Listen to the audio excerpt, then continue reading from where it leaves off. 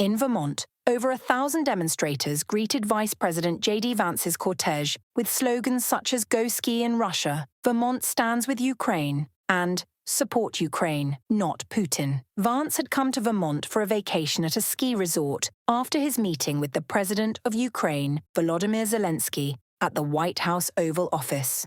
Every day, the Trump-Vance administration is putting Vermonters at risk and hurting Vermonters. He's also hurting everyone in this country, and he's hurting our allies like Ukraine. Dan Vidali, resident of Montpelier, in an interview with VT Digger.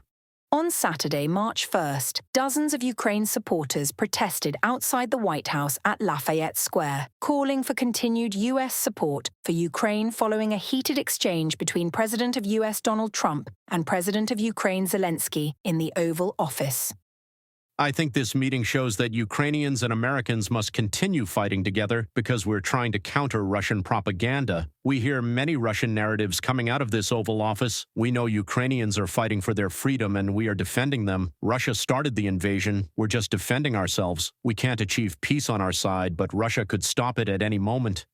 The President of Ukraine, Volodymyr Zelenskyy, has explained his positions after a heated conversation with the President of the U.S., Donald Trump, at the White House.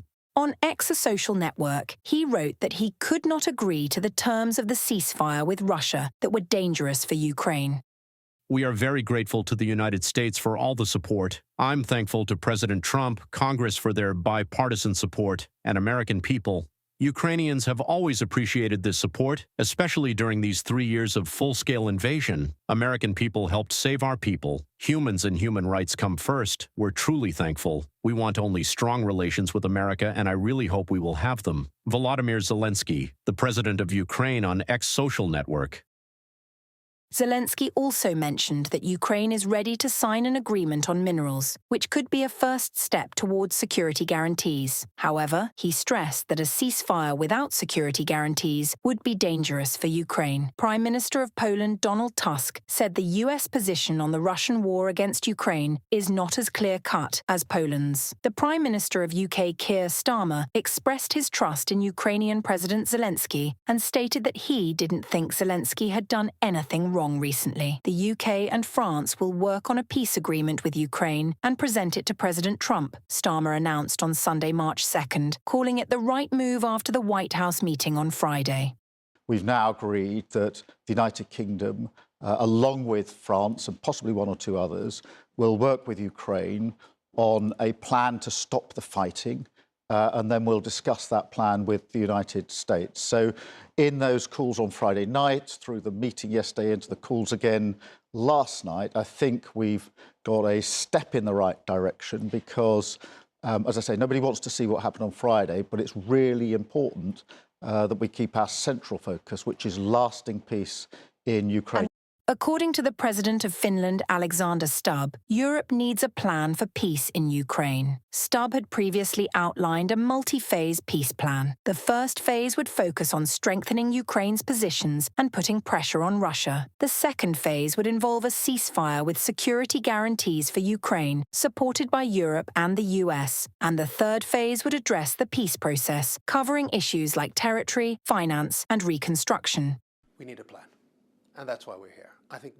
I want to see some kind of a sketch of a plan on two fronts. First, how do we get through the next few days? And how do we get Zelenskyy and Donald Trump to talk to each other again? How do we secure the minerals deal? Because I really believe this will be a turning point for American engagement and commitment to Ukraine. And secondly, I want to see a long-term plan. The president of Lithuania stated the US and Ukraine must return to the negotiating table after a meeting with Prime Minister of the UK Starmer and Baltic leaders. During an emergency international security summit held in London on Sunday, March 2nd, European leaders discussed how they could work together to ensure a just and lasting peace. As Prime Minister of the UK Starmer remarked, even when Russia talks about peace, it continues its relentless aggression against Ukraine. Reported by Natalia Husak, Volodymyr Shtenhelov, UATV News. The global press and European leaders reacted sharply to the public diplomatic scandal between US President Donald Trump and Ukrainian President Volodymyr Zelenskyy during their meeting in the Oval Office. According to journalists from the Financial Times, Vice President JD Vance and President Trump appeared to have prepared for a confrontation with Zelenskyy, possibly to weaken his position ahead of future negotiations. In the past 2 weeks, Trump has done everything to undermine Zelenskyy, making early concessions to Moscow and depicting Ukraine as the aggressor in the three-year war. From the Financial Times publication.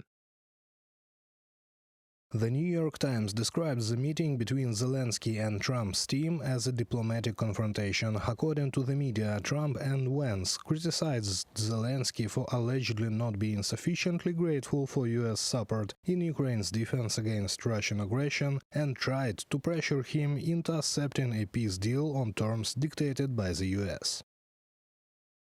The president's verbal assault on Mr. Zelenskyy was a stunning display of anger and resentment toward the leader of a country that has been invaded by a larger power intent on eliminating it as an independent state. No other president in memory has lashed out at a visiting foreign leader in the Oval Office on camera in such a vituperative way, not even at an adversary of the United States, much less a putative ally. From the New York Times publication. The New York Times also pointed out that Trump's behavior raised serious questions about the reliability of the U.S. as an ally. A hostile meeting in which Trump and JD Vance publicly, literally berated Volodymyr Zelenskyy. This is how the Wall Street Journal describes the situation in the Oval Office. Journalists compared this meeting to a bar fight when Trump and JD Vance demanded respect and gratitude from Zelenskyy. According to Spiegel journalist René Pfister, Trump not only poorly prepared any potential deal, but even worse, created the impression that there is no clear difference between Russia, the aggressor, and Ukraine, the victim of the aggression. Trump's foreign policy, based solely on power dynamics, sends an unmistakable message to the old world. There are no longer any guarantees or reliability in relations with the U.S. The transatlantic alliance is dead. We now live in new geopolitical jungles, ruled by those who believe only in tanks and nuclear warheads. Trump may still claim loyalty to NATO, but what is the word of someone who called Zelenskyy a dictator just to push through a favorable deal worth? From the Spiegel publication.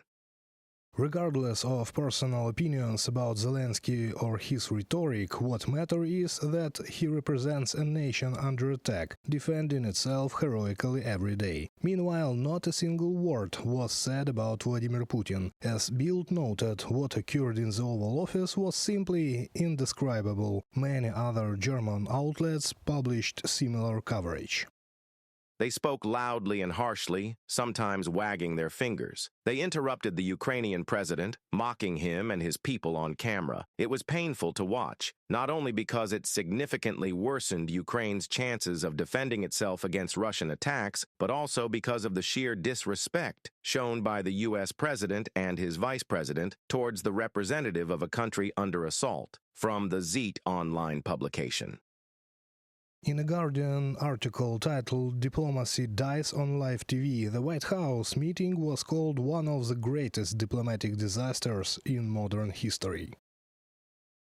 As Trump got into a shouting match with Ukraine's Volodymyr Zelenskyy, a horrified Europe watched the post-Second World War order crumble before its eyes. Never has a U.S. president bullied and berated an adversary, still less an ally, in such a public way. Zelenskyy found himself ambushed by Trump and his serpentine vice president, JD Vance. He was expected to sit back and take a beating. He refused. From the Guardian publication.